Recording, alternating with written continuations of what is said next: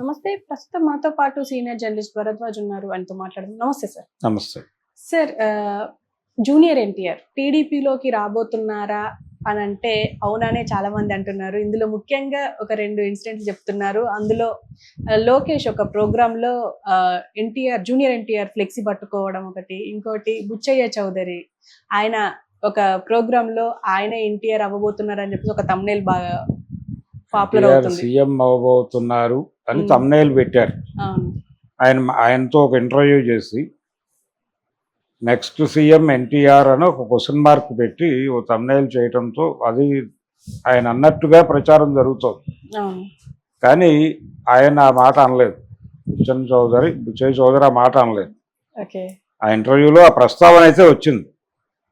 Junior NTR పరిస్థితి ఏమిటి అనే క్వశ్చన్ వచ్చినప్పుడు ఆయన సినిమాల్లో యాక్టివ్గా ఉన్నాడు, సినిమాల్లో బిజీగా ఉన్నాడు, పెద్ద స్థాయిలో ఉన్నాడు, వసూళ్ల పరంగా పెద్ద స్థాయిలో ఉన్నాడు, అలాగే పెద్ద తారల్లో తను ఒక్కడిగా ఉన్నాడు, మార్కెట్ పెరిగింది కాబట్టి ఇప్పుడు అతను రాజకీయాల్లోకి వస్తాడు అని నేను చెప్పట్లేదు. కానీ అతను అనుకూల అభిప్రాయంతోనే ఉండుంటాడు, పార్టీ పట్ల వ్యతిరేకత ఉంటుంది అని నేను అనుకోవడం లేదు అని చాలా పాజిటివ్గా మాట్లాడాడు.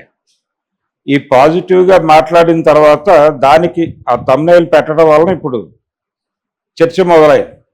బుచ్చయ్య చౌదరి ఏమన్నా ఇప్పుడు ఎన్టీఆర్ ప్రో ఎన్టీఆర్ పెడితే అది యాంటీ చంద్రబాబు నాయుడు స్టాండ్ లాగా ప్రచారం జరుగుతోంది.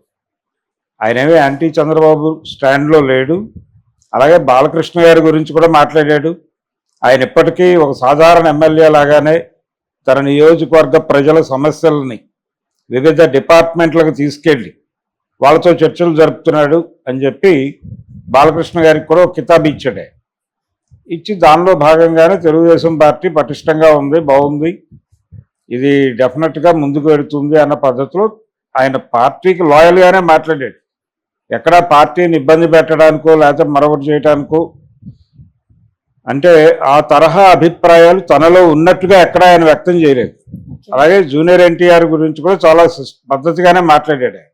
ఎక్కడ లైన్ క్రాస్ చేయలేదు, దూకుడు ప్రకటనలు లేవు. అయితే వాళ్ళు అలా థంబ్నెయిల్ పెడుతున్నారు. ఇలా చాలా జరుగుతున్నాయి. చాలామంది వాళ్ళు చెప్పని అభిప్రాయాలు థంబ్నెయిల్స్ ద్వారా ప్రచారం అవుతున్నాయి, వాళ్ళు చెప్పారన్నట్టుగా. అయితే క్వశ్చన్ మార్క్ పెట్టాం కదా అనేది వీళ్ళ గొడవ. మేము అనుమానం వ్యక్తం చేశాం కానీ నిర్ధారించలేదు కదా విషయాన్ని. అలాగే ఆయన దృష్టికి విషయం వెళ్ళింది, ఆయన మామూలుగా ప్యాసివ్గా చెప్పాడు. ఆ ప్యాసివ్గా చెప్పిన దాన్నే మేము కూడా చెప్పాము అక్కడ థంబ్నెయిల్లో అని చెప్తారు. కానీ ఆ క్వశ్చన్ మార్క్ ఎవరు చూడాలి? అక్కడ వరకే రికార్డ్ అవుతుంది ప్రజల మనసులు.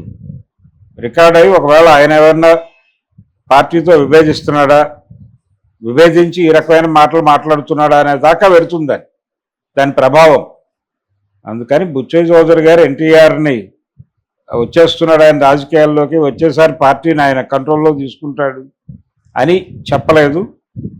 రెండోది, మీరు ఇంకో ప్రశ్న అన్నారు, లోకేష్ ఎన్టీఆర్ ఇది పట్టుకున్నాడు. అది ఎప్పుడైనా పట్టుకుని ఉండొచ్చు. ఇప్పుడు ఆ మధ్య వరదలు సందర్భంగా ఈయన సహాయం ప్రకటించాడు, వెంటనే వాళ్ళకి తెలియజేశాడు ఆ విషయాన్ని మీడియా ద్వారా.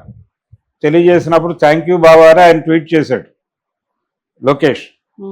సో వాళ్ళ మధ్య ఉండాల్సిన బంధాలేవో ఉన్నాయి. ఆ బంధాలు అప్పుడప్పుడు వ్యక్తీకరించుకుంటారు.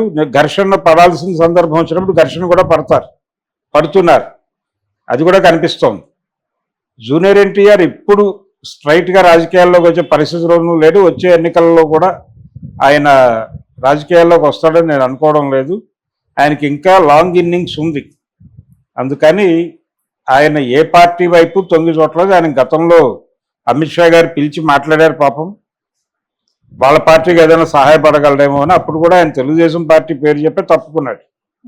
నేను రాజకీయాల్లోకి వెళ్ళదలుచుకోవట్లేదు యాక్టివ్గా, ఇప్పుడు నేను ఆ కండిషన్లో లేను, నేను కెరియర్ మీద దృష్టి పెడుతున్నాను, దీని తర్వాత కావాలంటే రాజకీయాలు ఆలోచిస్తాను, ఇప్పుడు కాదు అన్నాడు ఆయన. ఆయనే అంత స్పష్టంగా చెప్పిన తర్వాత ఇంకా ప్రపంచం ఎందుకు దీని గురించి పదే పదే మాట్లాడుతోంది? ఆయన ఏదో కొడాల నానికి అనుకూలమని, వైసీపీకి అనుకూలమని ఇలా రకరకాల స్పెక్యులేషన్స్ నడుస్తున్నాయి. ఆయన అలా ఎప్పుడూ చెప్పలేదు. రెండోది, కొడాల నాని తెలుగుదేశం పార్టీని వీడి వెళ్ళిపోయినప్పుడు ఆయన మీడియా ముందుకు వచ్చి చెప్పాడు, ఆయన రాజకీయాలతో నాకు ఏ సంబంధం లేదు, నాకు బాల్య స్నేహితుడు అయితే కావచ్చు గాక అని చెప్పాడు ఆయన. అదే స్టాండ్ మీద ఉన్నాడు ఇప్పటికీ.